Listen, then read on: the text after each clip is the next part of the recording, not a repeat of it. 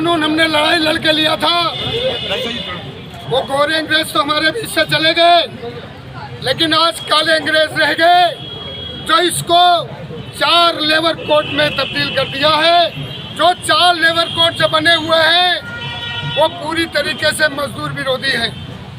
वो कैसे कि 300 आदमी जिस कारखाने में होंगे वहाँ लेबर नहीं लागू होगा।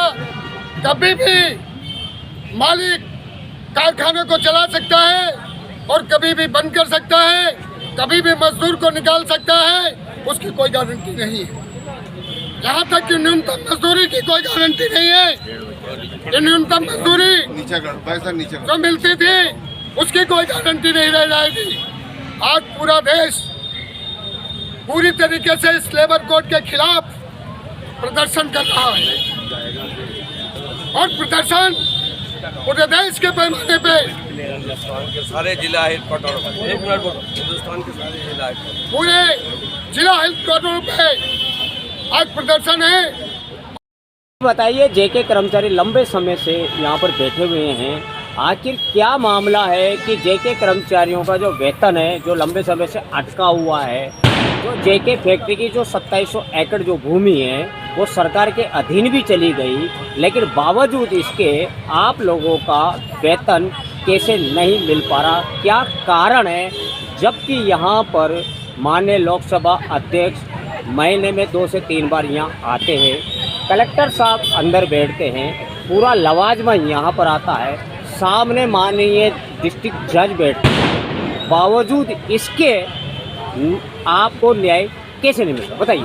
ये बहुत बड़ी शर्म की बात है हिंदुस्तान के अंदर, जो अपना कमा के जो पैसा रखा मालिक के पास, जो ग्रेजुएट होती है, जो छुट्टियों का पैसा होता है, जो पीएफ होता है, वो आज तक भी 1997 से 96 से आज तक नहीं मिला है।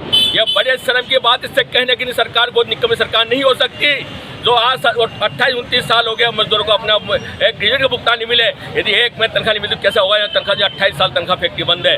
बड़ी शर्म की बात है कि अराफात को गलत लाकर रखा गया सरकार ने, यूनियनों ने, लेकिन उस अराफात को भगाने में यूनियन का बहुत बड़ा योगदान रहा, लेकिन फिर भी सरकार अभी भी अराफात को चिपकाए बैठी है। वो आज भी कॉलोनी के अंदर कब्जा करके बैठा है। जब अराफात जमीन छीन ली अराफात से तो कॉलोनी में क्यों नहीं निकाला गया उस आदमी को? आज भी अराफात को साठगांठ है। लगातार इस शर्म आती है हमें कि सरकार कितनी मिली हुई रहती है इन लोगों से, मालिकों से, लेकिन ये जुल्म लगातार नहीं चलेगा। हम मरने के लिए यहाँ बैठे हैं, हम मर जाएंगे, कट जाएंगे, लेकिन सरकार साहब नहीं रुकेंगे। बहुत बुरा चाहिए और मजदूरों का एक एक पैसा लेकर रहेंगे। कहती है कि सरकार मुकदमा चल रहा है कोर्टों के अंदर। अरे कोर्ट में कोई स्टे थोड़ी मिला है उसका अराफात को, सरकार के पास अधिकार है, कोई स्टे नहीं मिला। एप्रिल को भी लगा देगा, एप्रिल लगी लेकिन स्टे नहीं मिला, नहीं हुआ ढंग से उसका। लेकिन आज तो सरकार के केडी है, यूआईटी ने कहा है, केडीए ने कहा है कि आपका जब तक आपका वहाँ से कुछ राज्य सरकार से हाई कोर्ट से जब तक कुछ निर्णय हुआ, जब तक कुछ नहीं करेंगे। बड़े सर की बात हमने कहा स्टे थोड़ी है इस पर, हमने बिल्कुल साफ कहा उससे।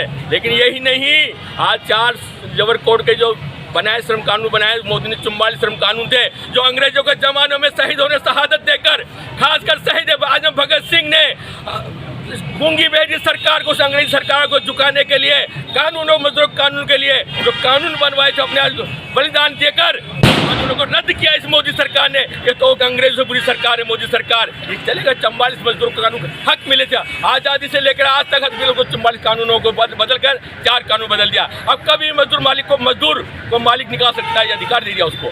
12 घंटे काम करेगा मजदूर, ये अधिकार दे दिया इसको। इतनी बेशर्मी सरकार कभी देखी नहीं हमने, पूरी दुनिया में नहीं है मोदी से बेशर्म सरकार। और जो अखबारों में पढ़ते एपिस्टन कांड अमेरिका का आ रहा है, एक दिल्ली विधानसभा के अंदर एक कांड उछला है।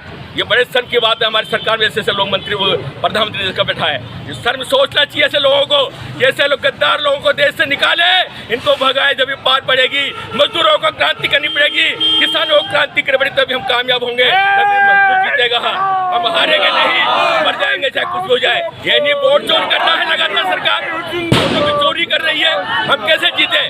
वोट की चोरी करके सरकार जीतती है। बिहार, हरियाणा, महाराष्ट्र, कर्नाटक। आप तो ये बताओ, जो आप वेतन के लिए बैठे हो यहाँ पर, हमारा आर्थिक मकसद है ये जहाँ पर जो सारे मजदूर लंबे समय से, काफी लंबा समय हो चुका है, आप अपना जो बकाया वेतन है जो आरापात ग्रुप है वो आया, उसके बाद में वो पीछे में भूमि चली गई, सरकार ने ले ली और सरकार ने अपने ताले वहाँ लगा दिए। मैं आपसे ये कह रहा हूँ कि आप लोगों का वेतन क्यों नहीं मिल रहा, ये इस बात पे बात करो। हम लगातार सरकार के पास कलेक्टर सामने बैठे हैं, कलेक्टर साहब को छोड़ना चाहिए ना, जगह जगह जाते हैं, जगह जगह चौपाल लगाते हैं, गाँव गाँव जाकर हमसे आगे क्यों नहीं पूछते क्यों बैठे हो आप लोग। कहते हैं हम कर रहे हैं कार्रवाई, क्या कार्रवाई, कुछ नहीं कर रहे हैं। इसलिए ये सरकार ये उद्योगपतियों के उसमें दबाव में है। लेकिन जेके फैक्ट्री का मामला लंबे समय से चल रहा है, मोदी सरकार तो 2015 में आई है। अरे मोदी सरकार के लेंगे, सरकार मोदी हो चाहे कांग्रेस की हो, कोई सगी नहीं है। हमारी मजदूरों के दमन पर कांग्रेस ने दमन किया है और बीजेपी में ज्यादा दमन किया, कांग्रेस में कोई दमन किया। कांग्रेस में उतनी दमनकारी सरकार है जिन्होंने 8 आदमियों को कांग्रेस के जमाने में हमारे 8 आदमियों को शहीद किया कांग्रेस ने भी। कोई हमारी भली नहीं है, कोई हमारा मालिक भला नहीं है। हम तो अपना हक मांगते हैं, किसी से बिक नहीं मांगते हैं और हमारा हक लेकर रहेंगे। यहाँ बैठे हैं, कलेक्टर से तब उठेंगे जब हमारा पैसा मिल जाने, उठने वाले नहीं है। चाहे हमारे बच्चे बैठेंगे, हमारे पोते बैठेंगे, लेकिन पैसा छोड़ेंगे नहीं। शुभ नाम बताइए। हबीब खान मेरा नाम।